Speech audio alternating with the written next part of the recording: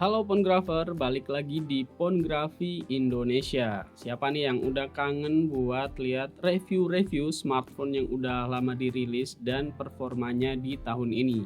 Nah, kali ini Mingrab lagi pegang salah satu X flagship yang dulu sempet rame di Indonesia. Ya, ini kira-kira HP apa nih? Pasti udah banyak yang tahu ya, karena ini juga udah sering dipakai sama Mingrab buat bikin konten di Instagram.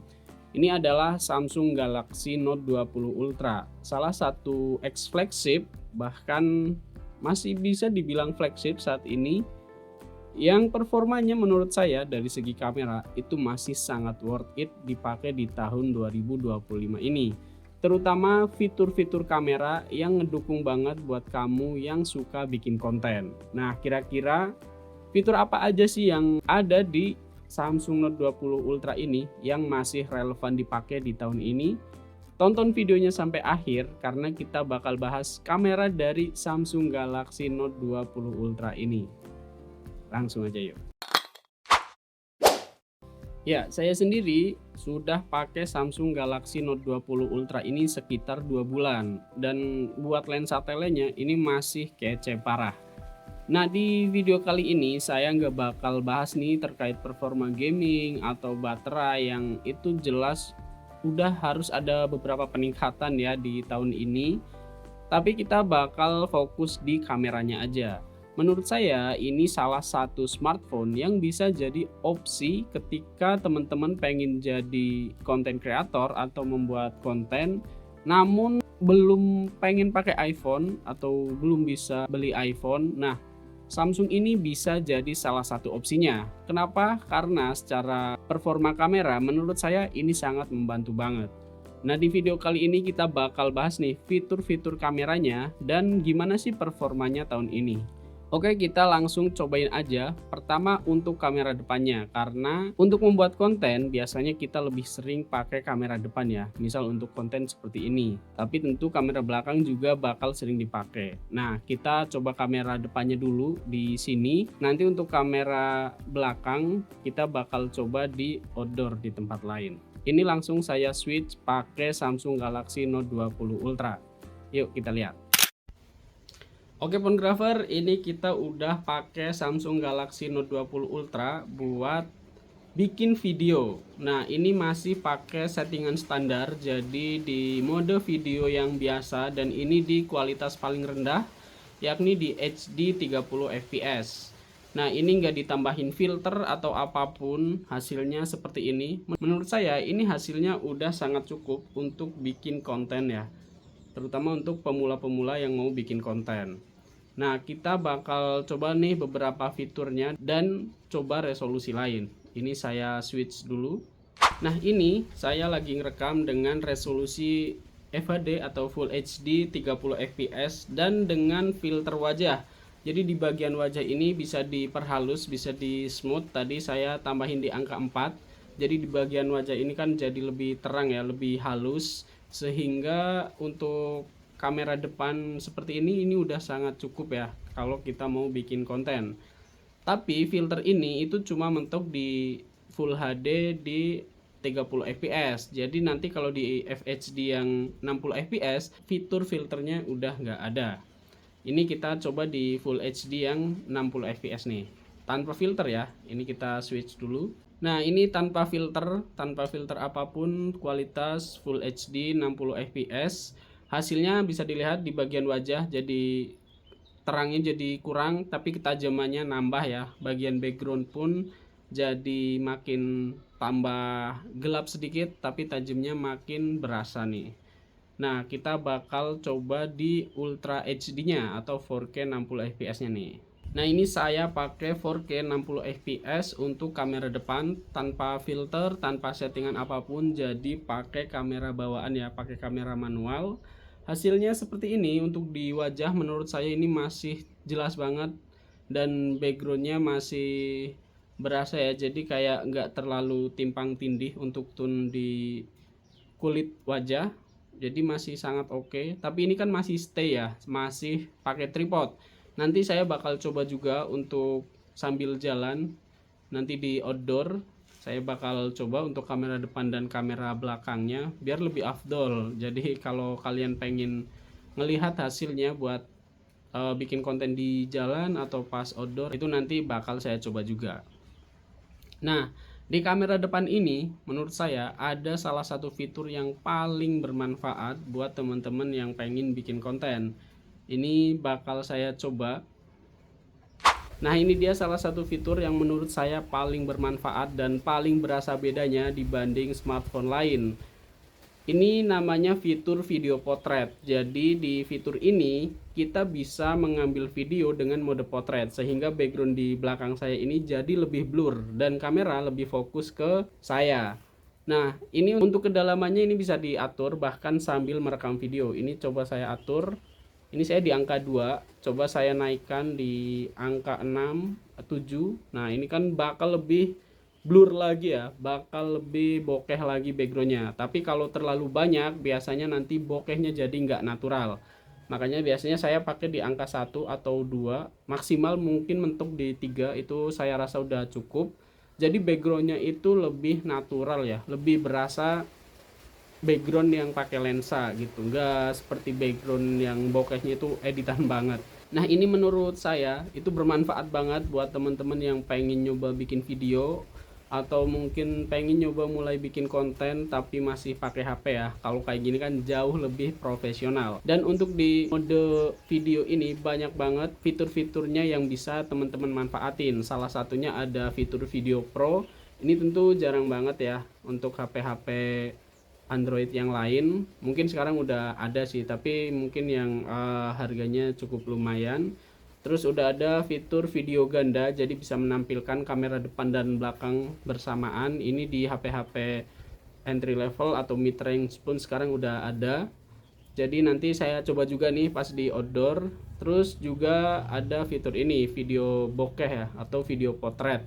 Nah, ini sangat bermanfaat sekali. Ini bisa dipakai untuk kamera depan ataupun belakang, jadi teman-teman nggak usah khawatir. Nah, ini salah satu fitur yang menurut saya bisa dikatakan sebagai lebih unggul daripada iPhone kalau teman-teman pengen ngonten ya. Karena di fitur ini kita bisa dapat video yang kualitasnya menurut saya itu udah sangat cakep. Ini udah 4K dan itu udah cukup ya buat bikin konten seperti ini. Oke. Itu untuk kamera depannya. Sekarang kita bakal coba kamera belakangnya di outdoor, sekaligus kita bakal coba fitur video lainnya. Oke Phonegrapher, ini saya lagi coba kamera depannya sambil jalan. Ini resolusi tertinggi ya, Ultra HD 60 fps. Tadi cerah banget, nyampe sini malah hujan deras.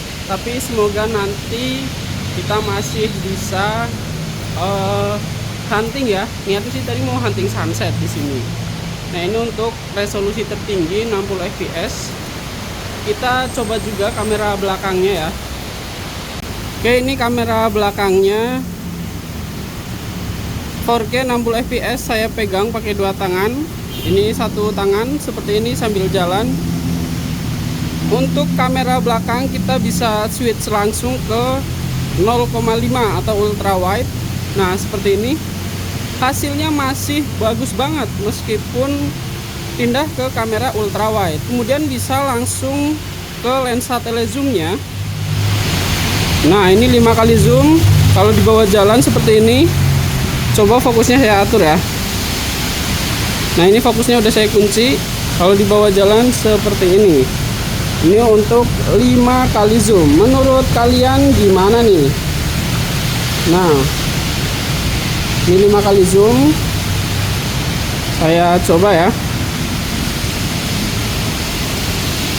Oke, ini saya atur fokusnya. Kita ubah ke 1 kali. Seperti ini. Kita coba ke 0,5 kali. Hasilnya seperti ini. Warna-warnanya ini masih warna natural dan tajam banget. Jadi warnanya nggak over saturation, apalagi under saturation ya. Cakep banget menurut saya. Kita coba resolusi yang paling tinggi yaitu 8K. Nah, ini untuk 8K 24 fps. Kayaknya guncang parah ya. Ini lagi hujan deras. Entah suaranya jelas atau enggak, tapi harusnya suaranya tetap jelas. Ini 8K 24 fps hasilnya seperti ini, dan untuk di 8K itu cuma bisa support di kamera satu kali. Nah ini bisa di zoom tapi nggak ada fiturnya ya, jadi zoom di layar biasa sampai 6 kali zoom. Hasilnya kita di satu kali aja cukup lah ya.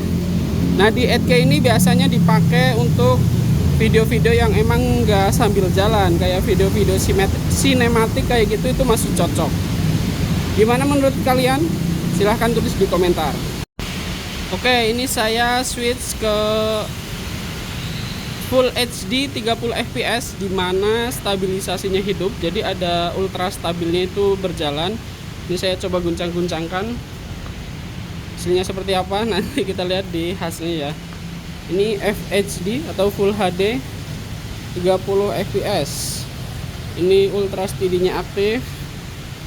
Coba fokusin. Nah ini bisa switch juga ke kamera satu kali. Sorry, ternyata tadi pakai ultra wide nya. Nah ini yang kamera normalnya Full HD 30 fps dengan ultra steady aktif. Saya coba agak lari sedikit, hasilnya seperti ini. Masih cakep kah? Silahkan tulis di komentar. Oke, kalau tadi kita udah coba video potretnya ya. Nah ini kita coba video perekaman ganda, jadi bisa rekam langsung kamera depan dan belakang. Cocok banget buat teman-teman yang suka vlogging, suka vlog. Ini bisa sangat membantu, dan kualitasnya tetap cakep menurut saya, tidak ada kompresi. Apalagi kamera belakangnya ini kelihatan bagus banget, cuma mungkin agak guncang dikit ya. Untuk kamera depannya seperti ini masih sangat oke. Ya, ini salah satu alasan kenapa saya memilih Samsung Galaxy Note 20 Ultra ini sebagai perangkat kedua saya. Gimana menurut kalian? Silahkan tulis di komentar. Fotografer, ini hujannya udah reda, jadi saya bisa langsung cobain outdoor. Ya, ini 4K 60 fps. Kita bakal coba lensa telenya ya untuk zoom ke gedung ini nih, Gedung Suara Merdeka. Yuk. Ini kamera satu kali, kita zoom. Ini 2 kali, kita atur fokusnya. Nah, kita kunci fokusnya ya. Ini 2 kali untuk kamera belakang 4K 60 fps. Kita zoom lagi nyampe 5 kali. Nah ini 5 kali, kita atur fokusnya. Hasilnya seperti ini. Kita zoom lagi maksimal di 4K di 10 kali. Nah hasilnya seperti ini nih. Kita coba ke jalan.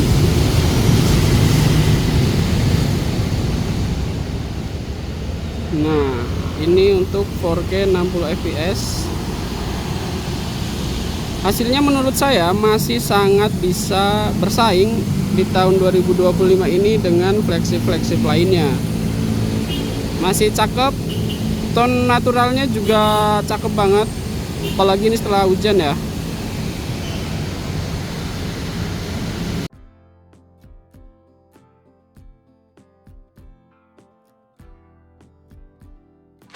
Oke fotografer, untuk pembahasan fitur video saya rasa itu udah cukup, dan kita bakal berpindah ke hasil fotonya. Yuk kita lihat. Untuk hasil fotonya, menurut saya Samsung Galaxy Note 20 Ultra ini masih sangat mumpuni, baik dari lensa utamanya, lensa ultra wide, apalagi lensa telenya. Meskipun ini lensanya 50 megapiksel, tapi untuk zoom 5 kalinya ini masih berasa banget. Lensa telezoom ini juga menurut saya memudahkan kita untuk hunting foto. Jadi di mana aja itu berasa bisa difoto dengan gaya yang estetik karena lensa tele ini. Untuk settingannya biasanya kita ditampilkan settingan zoom 5 kali, dan ini menurut saya 5 kali pun udah bagus hasilnya. Saya pernah coba maksimal di 7 kali untuk objek-objek tertentu, itu hasilnya masih bagus juga. 6-7 kali itu masih bagus, masih tajam, gak terlalu berasa kayak ada AI-nya kayak gitu, jadi masih layak banget dipakai di 2025 ini. Berikut contoh-contoh foto lainnya.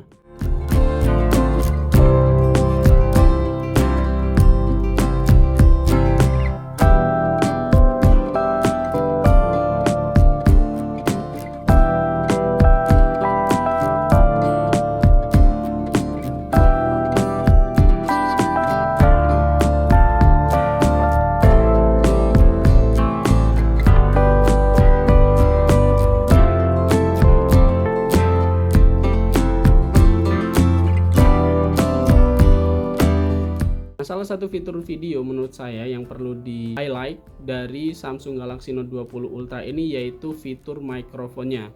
Jadi ini saya dari awal merekam video itu tanpa clip on sama sekali. Jadi ini langsung dari mikrofon bawaannya. Hasilnya itu udah minim banget noise-nya. Ini udah beberapa kali saya tes, beberapa kali saya coba buat bikin konten di outdoor, buat bikin voice over bahkan di cafe, di tempat yang rame, itu hasilnya bening. Mungkin kalau suasananya rame banget itu masih ada dikit-dikit ya noise yang masuk, tapi kalau normal misal di outdoor suasana yang normal itu minim banget noise-nya. Jadi tanpa clip on pun kita bisa bikin video sejernih ini. Oke Phonegrapher, kayaknya cukup itu review kamera khususnya di foto sama video dari Samsung Galaxy Note 20 Ultra ini, yang menurut saya pribadi itu masih sangat layak dipakai dan dipakai buat konten ya khususnya, atau mungkin foto-foto biasa itu masih sangat layak dipakai. Tapi tentu smartphone ini banyak banget hal-hal yang perlu dipertimbangkan ketika kalian ingin menjadikannya daily driver yang utama. Misal nih, Samsung Galaxy Note 20 Ultra ini sangat rawan terkena green line atau permasalahan layar lainnya. Ini udah banyak banget kasusnya, bahkan smartphone yang saya pakai ini juga udah green line. Ada, bentar saya hitung, 1, 2, 3, 4, 5, 6, 7, ada 7 garis. Tapi untuk performa kamera saya nggak meragukan. Terus kemudian di baterai ya, baterai ini udah berasa boros karena maklum udah lama juga. Jadi mungkin buat temen-temen yang pengen pakai HP ini harus siap buat ganti baterai. Tapi secara desain, secara performa yang lain-lain menurut saya ini masih sangat oke buat dipakai. Nah mungkin ini bisa jadi perangkat kedua teman-teman yang khusus buat bikin video seperti ini. Mungkin ya itu bisa jadi pilihan buat teman-teman. Oke, dari saya pribadi cukup sekian. Kalau kalian suka konten ini jangan sungkan buat tombol like-nya itu ditekan, subscribe juga, komen juga boleh banget biar saya lebih sering bikin video lagi. Oke, thank you banget buat yang udah nonton sampai akhir dan sampai bertemu di video selanjutnya. Thank you.